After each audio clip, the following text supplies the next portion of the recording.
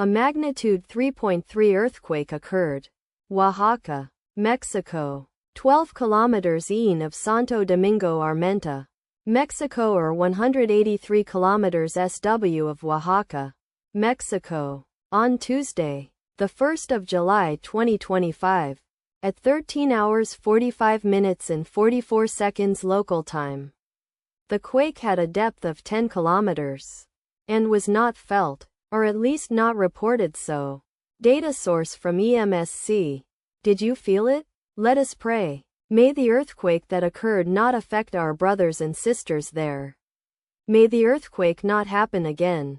And may God protect everyone. Amen.